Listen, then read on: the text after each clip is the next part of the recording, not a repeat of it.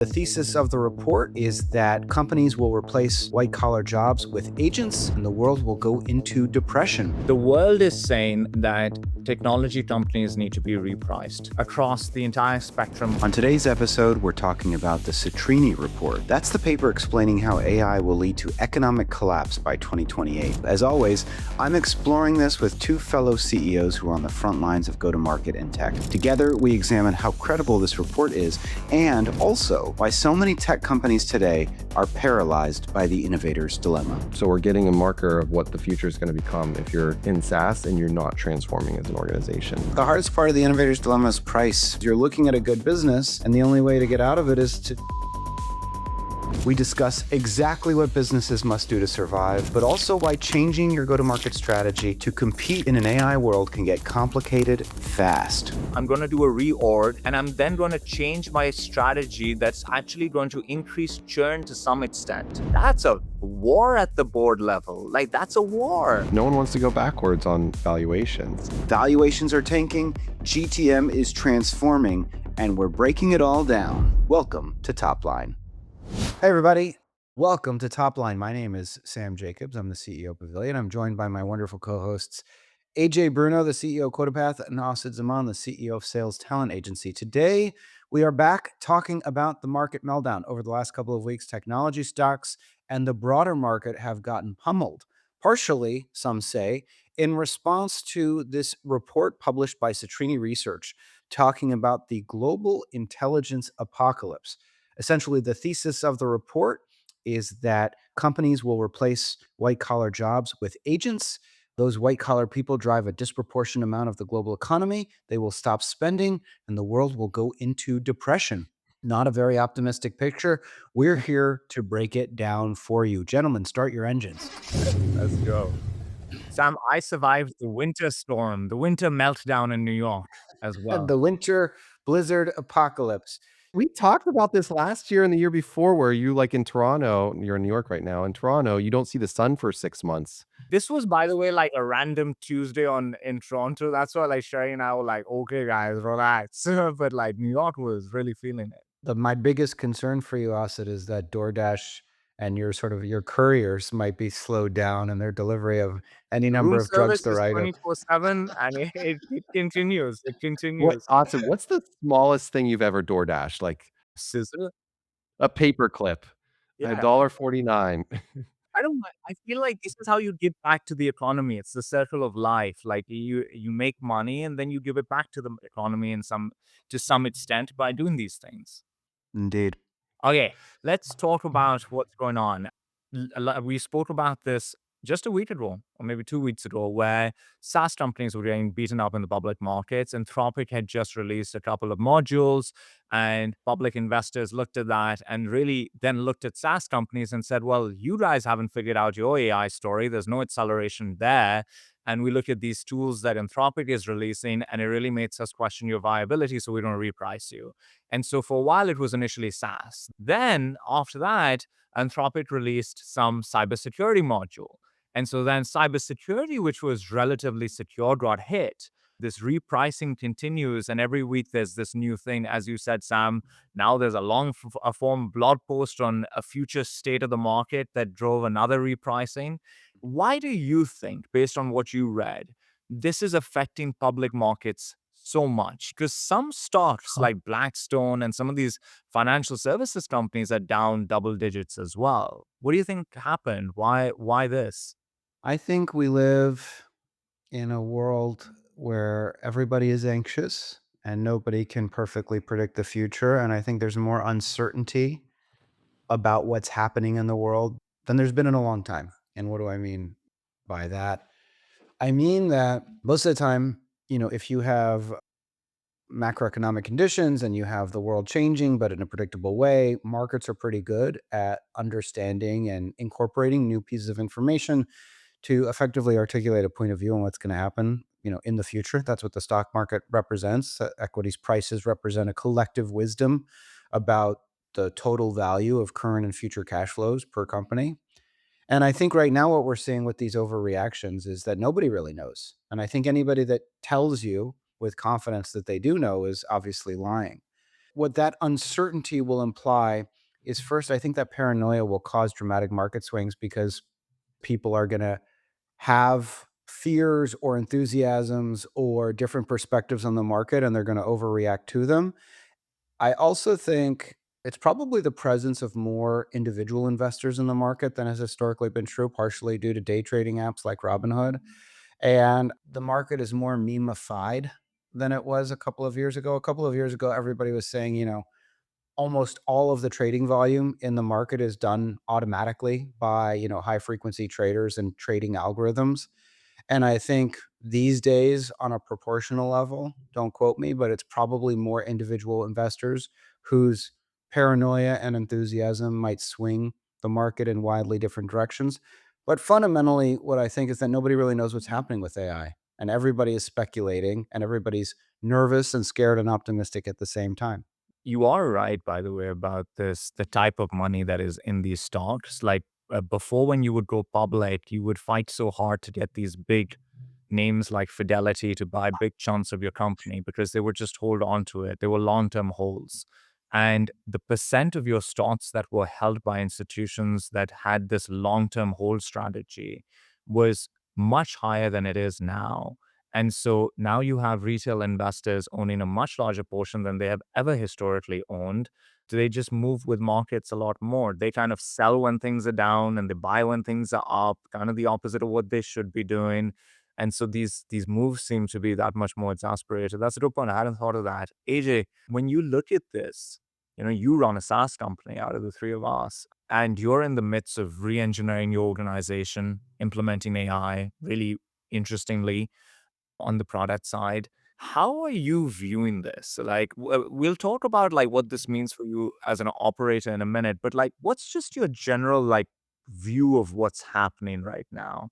I think you're hitting the nail on the head that there's two parts to this for me. There's the existential crisis of reading what everyone else is reading and reading that report where there's very decisive negative outcomes that are talked about in the future tense that make it very scary and unpredictable and feeling volatile. I do think it's interesting at the very end of that article, like the very last sentence, it says, every prior technology of this magnitude has produced the latter, which is making people richer, not poorer. And we see no structural reason why this time is different, i.e., it's going to be great. But then, yeah, ignore everything. And what I tend to do when I read those is think inwardly. I think about my daughters, I think about my family, and of course I think about my company. And what the company really needs is safety. They need a leader who can work into the chaos safely. Well, that's what startups are really apt to do because we have so much unpredictability around our organizations already. So I think this is different, of course, in lots of different ways. It feels similar where think about the beginning of COVID. We talked about deflationary measures that were happening inside our own country and GDP and that everything was going to change. And did that materialize? No, of course not. In fact, it went the opposite, went inflationary. And so I think that that broader point of no one really knows, but if someone writes about something and then it's memeified and goes viral, although these articles that were shared were very well written and articulated as to what can happen. There's another article, Sam, that you shared that talked about San Francisco right now and what we're seeing in advertisements in AI, and it's really fascinating. So to be able to take that and contextualize it, what it means for our business is really important as an operator. If you're I think about these things and say like, okay, well, let me actually break this down. What does this mean for engineering? What does this mean for CS? What does this mean for marketing? What does this mean for sales? And how do all of those things connect? So just to click into that and to frame the question for you, the world is saying that technology companies need to be repriced across the entire spectrum of private, public, PE owned, venture funded. There needs to be a repricing for software companies, many of them considered SaaS companies. And so obviously, they're doing this with a broad brush in the public markets. And what we discussed last time is that the reality is more nuanced. Maybe everyone has to be repriced, but everybody gets repriced in reality differently because everybody's future prospects are somewhat different. When you look at this and say, okay, the market is repricing the type of company I run, how do I minimize that repricing for myself? Where maybe I get a bit of a discount compared to what the world would have looked like for us a few years ago, but how do I make that discount as minimal as possible? What are the set of things you guys have to do and get right in the next 12 months Mm. for that to be your reality? Well, the good news is we're not selling right now. So the repricing conversation today isn't happening. But it would be fool's errand to not think about that in the future. If like it's repriced today and it continues to go down, the future is going to look pretty bleak in that way. Or the opposite, which is it now goes rockets up. How do I actually be a part of this in a very positive way? Like, I have Right. to just ensure that operating the business and through the lens of what exactly what you said of, like, they're repricing for a reason. That reason is that there's uncertainty with SaaS, traditional SaaS products like HubSpot, Adobe, ServiceNow, whomever, and I think the world is gonna look very different where Elon Musk's idea of every pixel on your screen is controlled by AI and CRMs don't exist in any way at all. That's an interesting point of view. We have no idea if that's going to take place, but we do know that the disruption is true and real in here, and that we have the opportunity to be on the forefront of it, at both productization and being an AI native company ourselves. But there's this idea of now Gen 1 AI products, and now we have Gen 2 AI products. Like, how do you become a Gen 2 AI product, and what does that even mean? Is also up for debate and question. But I have to go where the puck is going in my own industry. And so if I just take all of the data and clarity around incentives and sales compensation and skate there and focus there, then I have to block out the noise. I cannot control what I can't control in terms of the public market. And whether it's retail or not driving that, I don't really know. And it's can't not be my focus as an operator. Every company that sits in this transition moment of like they were a SaaS company, now they need to like rediscover themselves. In essence, they need to implement AI, and that AI has to show up somewhere in their businesses. Help us understand what that looks like. If I'm running one of these businesses, if I'm working in one of these businesses, if I'm choosing to maybe go and work at one of these businesses, I'm in a transition point. How do I know? Everyone's going to say we're doing something with AI. Where does it show up? Obviously, revenue growth could be one, but where all will it show up that this company is getting it right? Let me answer a different question, Asad. I just want to underscore what AJ just said. I think we live in a very strange world. When you listen to this, I've already written it, dear listener, but my next Substack will be called The Hive Mind or the Mind Virus. Might be the Mind Virus. Here's my point. I like how you start with titles, by the way, and all of this market meltdowns at least makes you bullish about long form writing. There's a lot loaded in your question. That's my point. And I think AJ's rightful response is, so who says that it's important? Who says? Now, the answer is, well, the markets do, and Twitter does, and social media does. Okay, but CloudPath isn't a publicly traded company, neither is STA, and neither is Pavilion. So, the job of the mind virus, which is the social media voice, which is anybody that is saying anything, is to get you to pay more attention to them. So the job of social media is to scare the living shit out of you so that you can keep reading long pieces about what might or might not happen on social media. But if you think about what you've gained from reading this doomsday scenario, because they were explicit about not calling it a prediction in the Citrini report, what have you gained? What decision are you going to make differently today because you read, because you're part of the discourse, because that everybody, and you've read the counter argument. Have you read the counter argument? And I think what's happened is that this is the mind virus winning. Like, we don't have to pay attention to this stuff. Listen, is AI important? Yes, it is. Are you running up? What should you do differently because of this research report on Tuesday that you weren't doing on Monday? Not a thing. You should listen to your customers and figure out what your customers want and what they need. That doesn't mean you're going to be oblivious to technology. You have to understand what's happening in the world.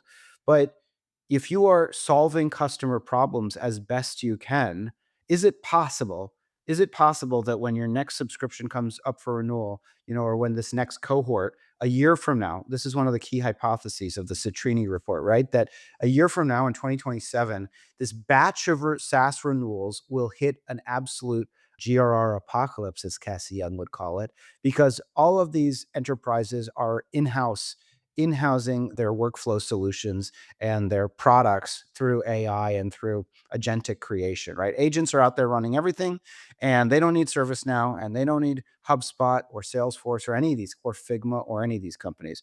Well, I mean, sure, that's a hypothesis. We should look at some data to see if that's happening. Is that happening?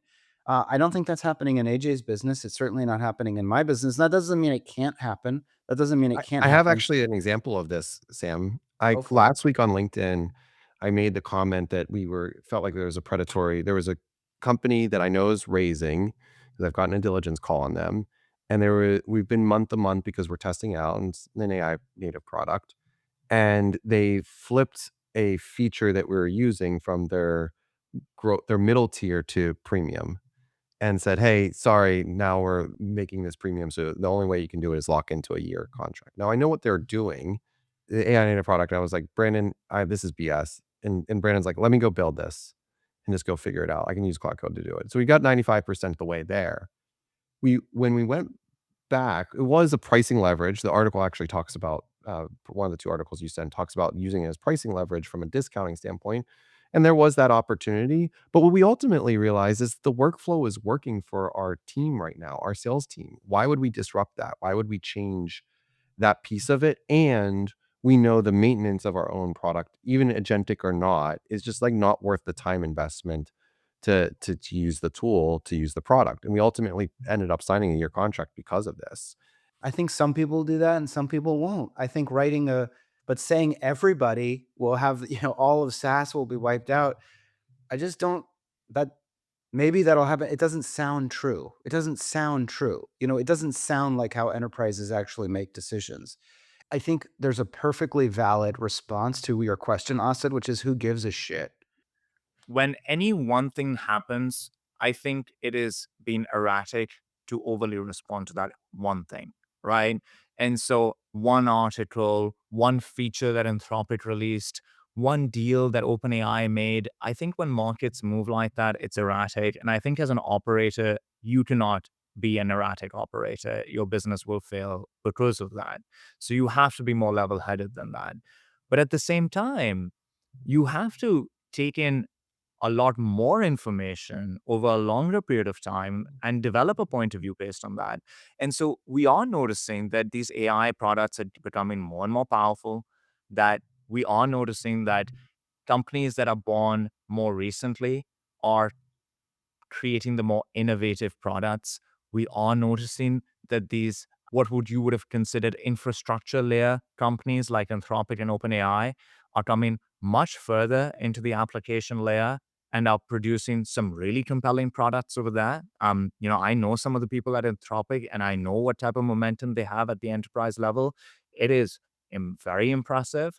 And what is happening over there? These companies are, there's one argument of when does enterprise value matter? And it matters when you're raising or selling. So you can kind of push everything aside because of that. But market shares, market share, and people are competing for market share. And there are these companies, and it is more finite than I think. People like to say, oh, it's not zero sum. I think there's a set number of dollars to be won in any given year in any given category. And these companies are winning a lot of the dollars. And that's coming away from someone. And maybe it doesn't show up in a very scary way in people's P&Ls just yet. But you look at that and say, oh, in the next couple of years, it might, like churn might double and new growth might halve. And what does that mean for these organizations? And I think what it means for these organizations is that, listen, it's been 2 years, and whatever you've been trying to do hasn't worked as well as it should have in the context of this competitive landscape. And you're going to have to switch things up. Maybe you don't have the right focus. Maybe your ideas aren't good enough, but something's not working. And just to close the point, I think Brett Taylor said it perfectly recently, where he said the question he was asked was, why are the companies from the older generation, why do they have such a tough time competing against these new startups when they have distribution advantages? And he said, because they sometimes think in the terms of their current world. They're like, okay, so we've got these customers and we've got these products that we've sold to them, these are our current advantages. How do we do AI leveraging all of this? Whereas a new company looks at it and says, we have none of this. How do we just do AI in the best way possible? And that slight difference shows up in growth in a very significant way we've seen. And I think that's what they need to break out of. And if they want to compete, if you don't want to compete, it's all good, right? But if you want to compete, that's the argument. Well, as it relates to this report, right, this report that moved markets, there's two things happening, and you're articulating the second one, Asad. And I think that's really important because the premise of the report isn't that dollars shift between suppliers that are and you move your purchasing from one legacy vendor to a more innovative vendor. What they're saying is, in effect, actually, in a way, they're like these technology companies represent such a massive part of the white collar labor force that when somebody doesn't renew Salesforce, the economy collapses. Let me ask you this question. You know Anthropic really well, I presume, because they're hiring, right? No, I just have friends that work there. Is Anthropic hiring? Anthropic is hiring a lot of people. I'm sure they are. I'm sure they are. My point is the argument that certain legacy companies have lost leverage and need to rethink their strategy in the wake of this new technology, that sounds valid to me. The argument that this technology represents a fundamental existential risk to white collar work Yes. has no precedence. I think we're on the exact same The- page. I think we well, have not seen anything yet that lends to that. But I think as an operator, I don't want to react to any one quick thing. I want to look at all the information over the last, let's say, month and be like, what's my take? My take is like, oh, these companies need to look at it this way because of competition rather than like worry about this future existential thing. I don't believe in the existential risk just yet. But I do think that hey, something's not working, guys, and we need to like rethink whatever we're doing if we want to compete. If we want to compete. What you're describing, Asid and Sam made the great distinction between those two, which is actually one's a very bullish case and one's a very bearish case. They're very different. The distinction is important. Is the innovator's dilemma that's existed throughout the history of time. Certainly the internet, but Kodak and the digital camera, newspapers and digital. The difference, the main difference is the time horizon, and that is feeling compressed, and it's happening to every industry. That's the big like uncertainty. It didn't. If you were working in a newspaper in 2007, you felt it inside the newspaper, but everyone else was like, "Yeah, it does seem like the newspapers are having a tough time. Oh, shucks."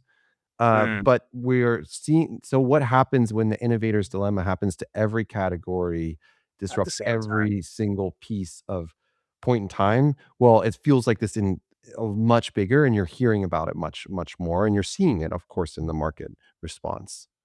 And it's real. Like innovators' dilemma is Of real, course right? it's Like we real. can see that in most of these companies, it hasn't worked so far. Like you can basically pick any Series C onward company, and if you created a bucket of them, Series C onwards, and you said how many of their AI strategies actually worked, it's a very small percent. And it gets smaller and smaller the further at scale you go. And when you go into the public markets, other than Palantir that it re-accelerated and Figma that has shown some re-acceleration recently, for whom has it worked? For whom has it worked is the question. And so I think innovator's dilemma is really hard and really scary. And I don't think we have like the golden answer of how to deal with it, but it feels like this is a people problem, or at least the lens I look at it with is like it's a people problem. Companies have probably too many people. Their org designs are probably incorrect for the moment in time.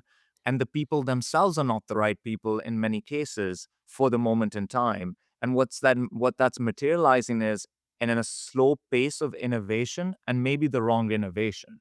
And that's scary. If you're a founder, you gotta like look at that and be like, man, I think I gotta switch things up. But switching that is so hard. It's so hard compared to like starting a new company and growing, raising your round and coming up with your name and creating You your have a like lot of people to answer to say, "I'm gonna cut $30 million of revenue right now. It's not working. It's gonna die."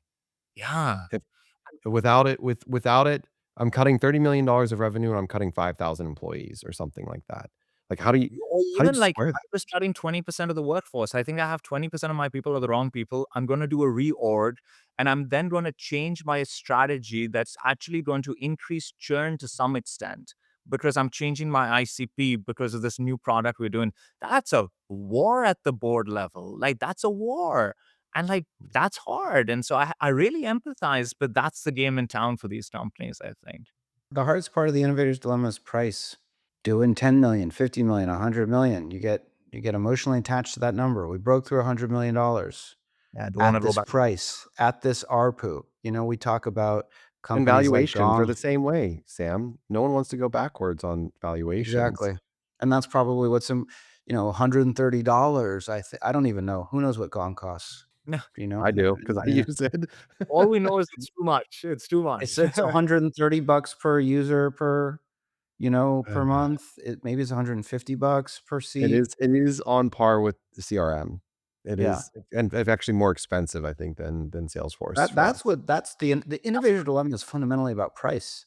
It's about this cheaper upstart is eating our margins, as Daniel Plainview would say, "I drink your milkshake." Like your margin is my opportunity, and I think that that's the thing that makes it hard for people because you're looking at a good business, and the only way to get out of it is to go towards a shittier business, to go towards a worse business. You're like, well, why would I go to a worse business? Every private equity investor, and there's certainly many very structured investors at some of these companies are saying, no, no, no, no. We want expanding margins, expanding gross margins, and we want to raise price. Like this pricing thing, I think is a very smart point. Like it really does come down to pricing. The answer to the question is the answer that you gave, AJ, which is what can you do about it? You have to check your model and figure out, am I serving the customer? And then you've got to zoom out and look at the overall profile, the financial profile of your business and make sure that it's, I don't know, it's designed for resilience, right? Like the number one thing you can't be doing is burning a tremendous amount of capital if you don't have a good answer to these questions. If you have a decent answer and you have high conviction, then you can burn. I mean, the whole premise of burning is I have predictability on what's going to happen in the future. I know for sure I'm going to go from 40 million to 80 million or whatever. If you don't have that visibility, logic would dictate that you have to cut your burn, which again is, a conversation with your investors about, because once you cut your burn, you're probably sacrificing growth. And once you're sacrificing growth, then you have that conversation with your investors. So where are we? What is this? What is this thing? I think a lot of it comes down to also the people side of things. And it's like you've got to look around and say, a lot of this is about creating time and space for yourself as an organization. Right. And so it's like looking at your P&L, making sure you're resilient, making sure like that's giving yourself space to fight. And then the fight itself is about innovation. And innovation is downstream of the brains of the people that are supposed to be doing the innovation. And so you don't have to look at your whole org immediately. You have to start by looking at your product and engineering teams and really asking yourself the people that are in the decision making seats in those teams, they might have been great for before. Are they right now? Like, do I have the right people? And you have two choices, really. Oh my You have two gosh. choices. You can bring in new blood to supplement and inspire. So you don't have to, like, I'm not saying just fire everyone, but you might say, I think I need to bring some people into this that are maybe more AI native. Maybe they're just fresher and less like labored by the past of, us having fought this fight for the last 5 years together. Like, so just for fresh energy. Or you might realize, man, my chief product officer looks tired. And I don't think he's or she is really on top of this right now in terms of where the world is going. And their point of view on what we should be doing doesn't feel right. It hasn't worked so far. My engineering team's just moving a little bit slow. We're still manually writing 50% of our code. If Claude was written 100% by Claude, why are we writing 50% of our code by hand? And so I think those are the first set of conversations you have to have with yourself as an operator is you have to look at your product engineering team. You have to create resiliency, and then you have to look at that team and see, does it need new blood, or do I need to fire some people and then bring in some new people? Asad, the point you're bringing up, just as a side note, is like the exact conversation I was having with a friend who, CEO of a company. They're doing 20 million in revenue right now, and he has a 20-person engineering team. So not a huge team, but he had someone that they're working on a new AI initiative, and they're a really good engineer, and they asked her to move to that team to help lead the AI team, and she's like, "You know what? I'm actually really comfortable where I am right now." She now this isn't using coding assistant, she's using Claude Code, so, like, she's coding in AI, but she didn't wanna code a new AI product. And this CEO was like, she's up for promotion on the core team. They need a backfill as an AI for an engineering leader. And I was like, well, I don't understand because yes, she's a great engineer, but is she a great engineer in this world? And is she curious to lead a team into what's coming next when she just turned down an AI project herself? Like that is really conflicting, and it's a very large risk that you're making. Now think of the dichotomy of a competitive landscape. Of on one side you have this, whatever like versions of this playing out. And the other side throw in Harvey.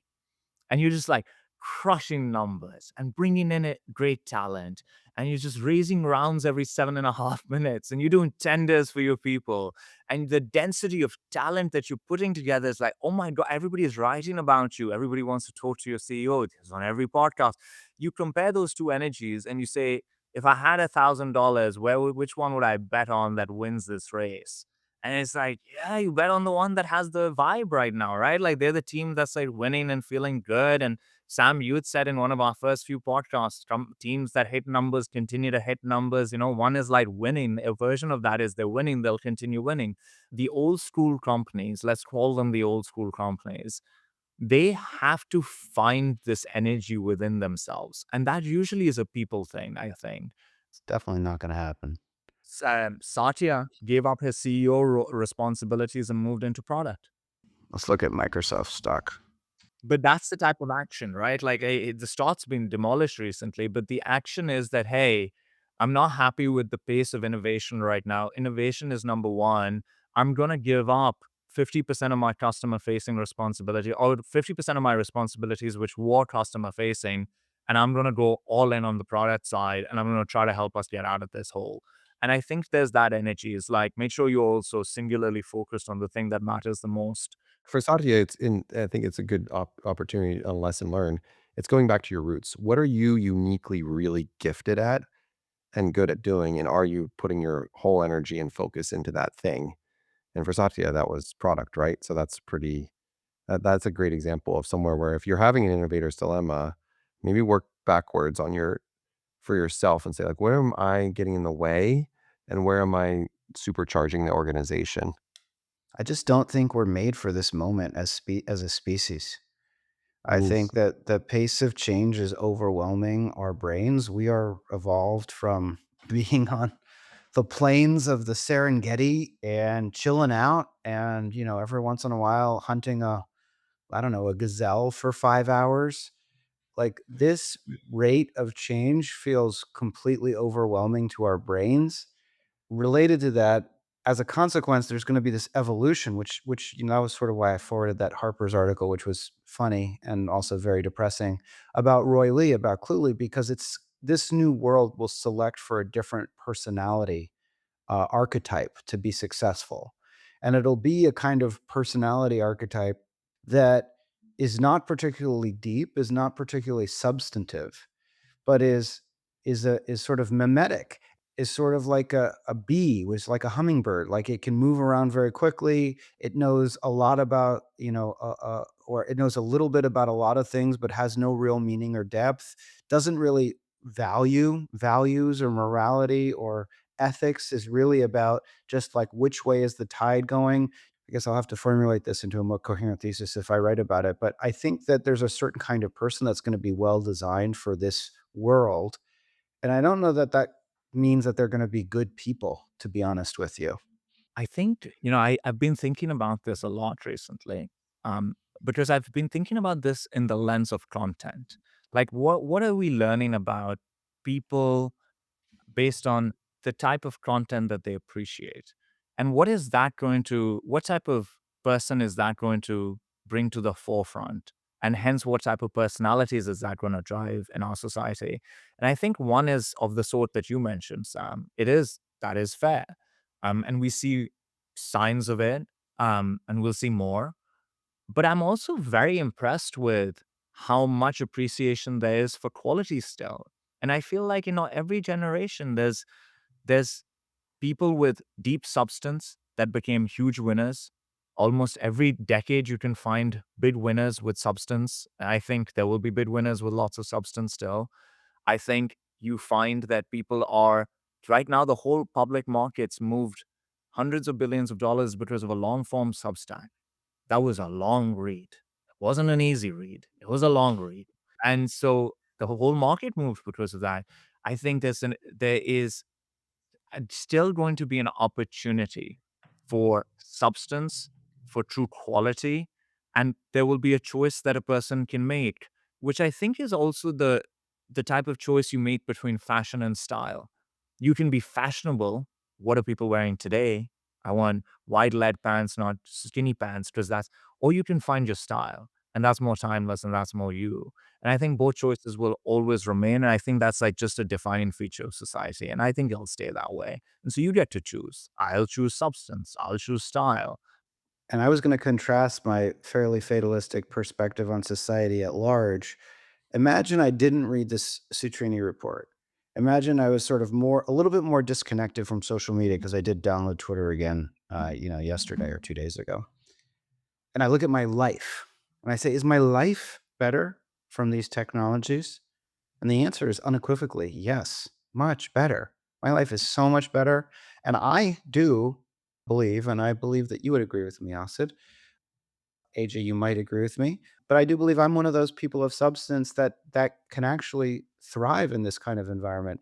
The work that I've been doing, writing these newsletters over the past 2 months, I feel is my best content creation that I've done probably ever. And it's wholly integrated with AI. This is not a workflow that is independent of these technologies.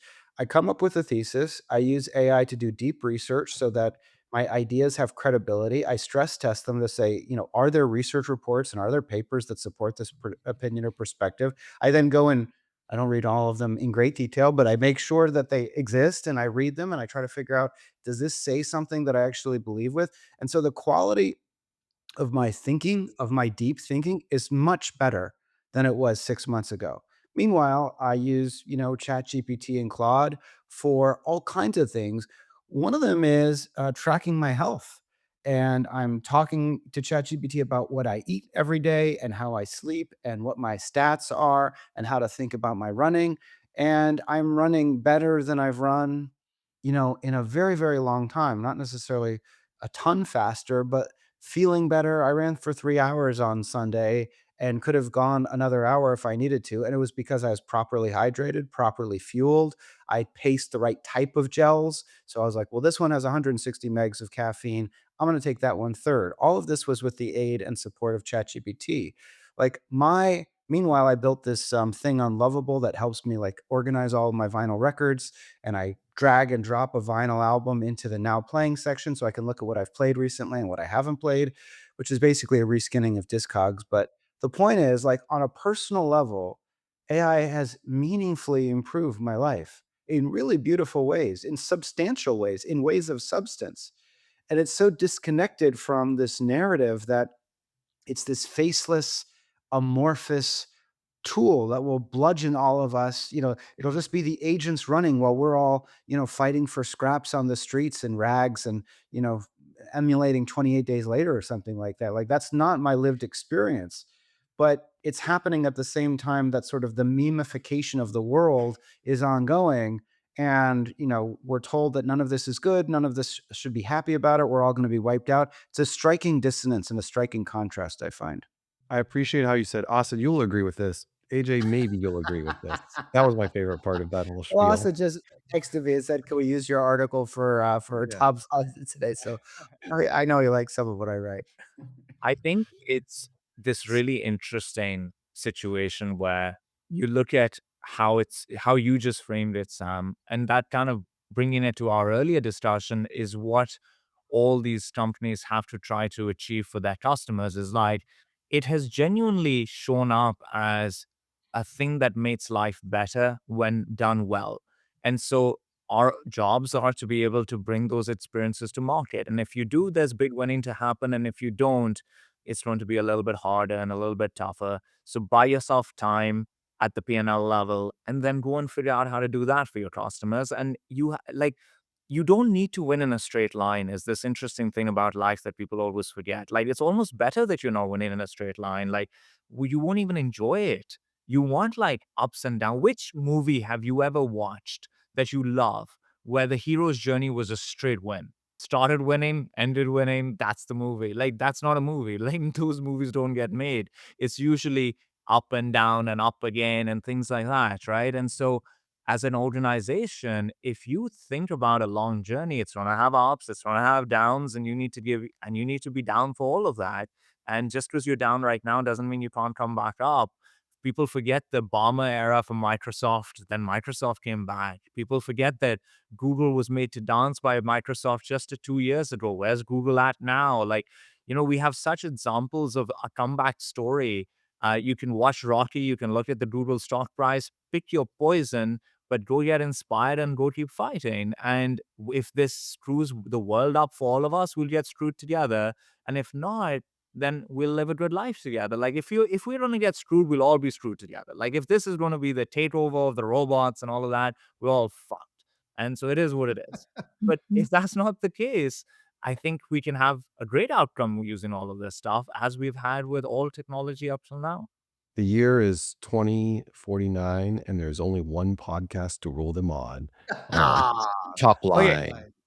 let's talk about our friends at Gong, my favorite company these days. They made an announcement that they made two announcements. they made two announcements. The first announcement was that they have realized that the chief revenue officer role exists no longer. It is from a previous era, bygone era, and instead, their chief revenue officer will now be called a chief growth architect. And they gave a lot of reasons as to why this is the right way to think, and we can talk about them in a second. What they didn't give was a hat tip to our friend Jocko, who kind of wrote a book with that name and framed all of this. And a lot of their reasoning was a hat tip to him. It was a hat tip to him without naming him. There we go. That's the book. Literally, that's the title of the book. That's ridiculous. How do they do that? To talk a little bit about this. You were the first one to point this out. So talk about this. First of all, creating these titles is, I don't know why you would do that. I don't know why you like make a big announcement out of it. It feels like moving the deck chairs on the Titanic. And I don't think Gong is the Titanic, because the second announcement that Amit made was that they'd accelerated their growth last quarter, whatever time period he was referring to. So if things are going well, I don't know why you need to make a hubbub to do about this naming convention. Jock and I aren't always on the best of terms, but dude, he wrote the book. I mean, it's literally like a book. I don't understand. I don't under, we distributed revenue architecture through Pavilion for 3 years. I don't understand how you don't even mention winning by design. They just sort of acted like they created because I was like, maybe it's just, the LinkedIn post. I clicked through the press release. I'm like, just control F, like somewhere winning by design is winning by design anywhere in this thing. And no, it's not. And also they created like their own internal certification program. If I were to certify myself a commercial pilot, it's like, well, who gives you the right to do that? Well, I do. I decided that I know how to fly a plane. It's like, but you don't. No. I I'm decided. shaking my head. Tim doesn't know how to fly a I plane. don't know. It just But felt. Tim, I I don't mean, look. go ahead. Well, on that point though, this feels a lot like other times customer success. Gains like coined that. GTM engineering, Clay, like those companies don't get credit really for every single achievement of oh, we promoted customer success, VP of customer success. Thank you, Gainsight, for coining this. Now I get it because they're the first mover and shaker in the chief revenue architect role, and we should talk about what does that even mean. So like I would want Firstly, to it's hear a really that. Let's stupid start there. title, by the way. It's a really dumb title. We can talk about why it's a dumb title in a second. But the point being is that is it really matter who gets credit? What does Jocko get to do with that? Does he get to create the course at Gong? First of all, I just think it's basic human decency. The dude's built his whole career on this revenue architecture thing, and they don't even mention him. Like, that's just not cool. What you are saying, AJ, is at a very different point in that thing's maturity. So, like today, if you promote a customer success person, you're not going to be like Gainsight 50 years into customer success. But if it's the first time somebody is doing something to the point where they're willing to make a press release about it, where they're like, yo, we did this thing. This is wild. Check it out. If it's big enough for a press release, which usually means it's this new thing, and it's deeply inspired by the work of this person, then to not mention the person just makes it seem weird. Beyond the fact that I think it's a loser title and it's weird and it's all of those things, I think it's just it is weird. And I also I don't have like the deepest admiration for Jocko all the time. Like I think some of his stuff is amazing, other stuff I question. Like I have a very objective view of Jocko. I'm not a Jocko fan, but he obviously this is his work. Like just give him a hat Yeah, tip. exactly. Like you I don't thought it like, was when I saw it, I was like, "Oh man, they must have done some huge partnership with Winning by Design. Like they brought them in. This must be some multi-million-dollar deal. I'm so excited for him. Like this is great." Then I'm like reading the post. I'm like, where is it?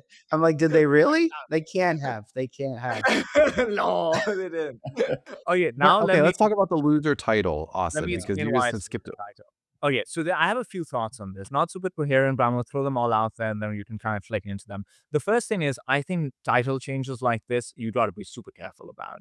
The title change is, it feels like a company that is trying to be relevant, and they have completely lost the Mhm. plot because relevancy is downstream of innovation, which shows up in your growth. And if your growth was good, you wouldn't say vague things in a post about your growth accelerating. You would say how much it is. Like, hey, you could hate on these AI companies as much as you want. They give you dollar numbers and they give charts and they show you the percentages. They don't like hide behind this vague, like, our growth was in the top 10% of all cohorts of these type of companies, and now it has doubled since then.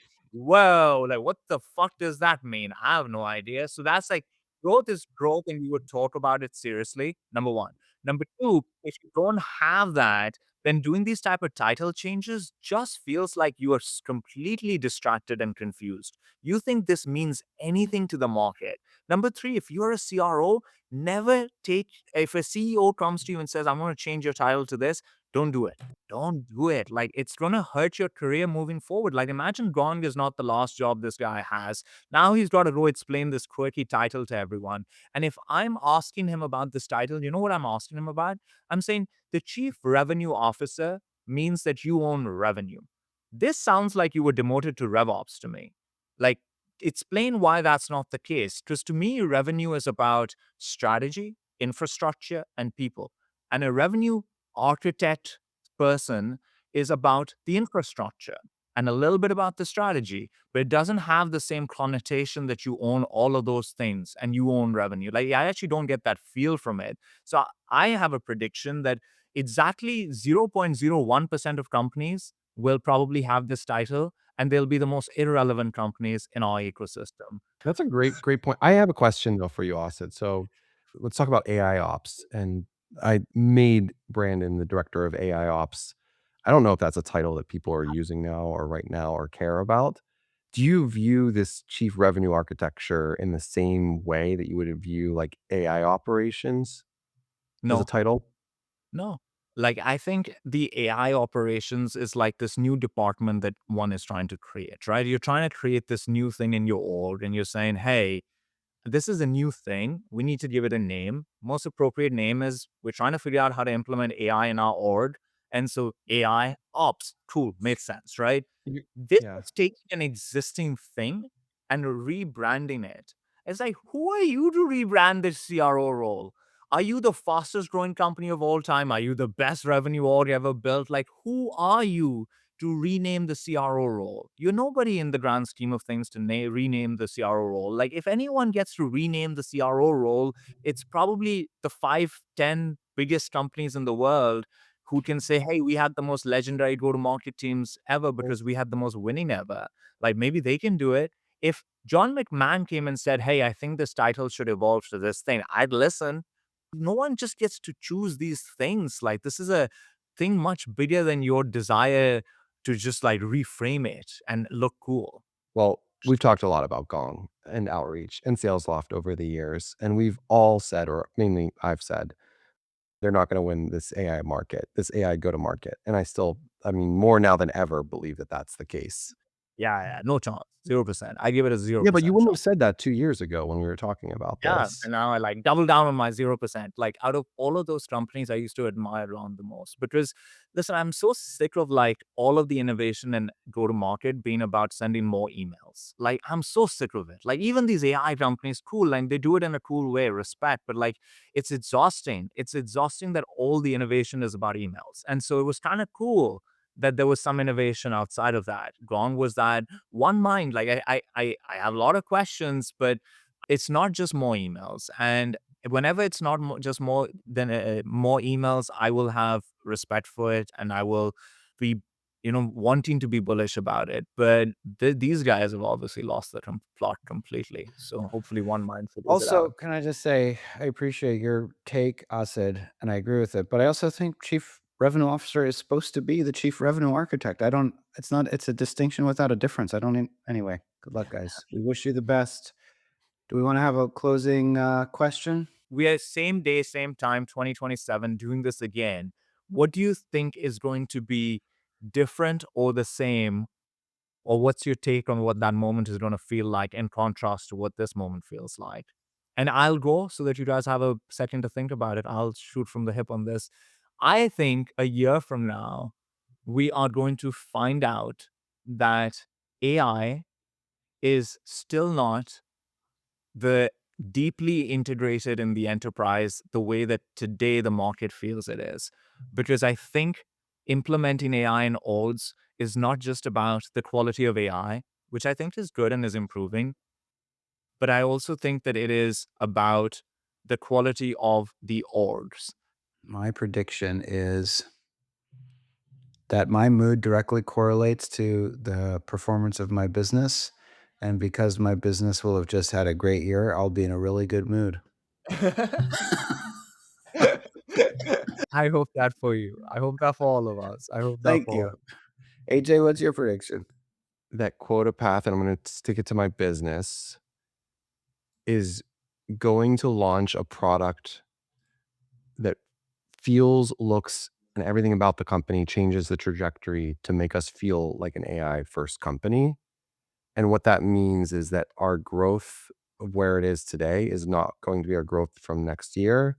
And I predict that my core business will actually be potentially dying in some ways, and that we have shifted all of our resources over to becoming fully AI native. Let's go. I think that's the attitude is like knowing that something's going to die for something to be born. I think that's the right Yeah. attitude. It's a tough thing to say out loud, and it's like, what does that mean? Like, I have to the way I'm planning right now and thinking about customer is actually taking it and knowing that, like, okay, this isn't gonna survive, and its growth rate, which is 60% today, will be potentially 10% next year. Because those are the companies that you're looking at it, and they're forecasting 8, 9% growth. That is really tough growth numbers to be and so if I'm looking at what's going on in some of these traditional companies, and Workday, I think, was one of those, right? It had 8 or 9% growth that they fired their CEO, brought back their founder, and need to get back to it. Don't become that. You can't become that.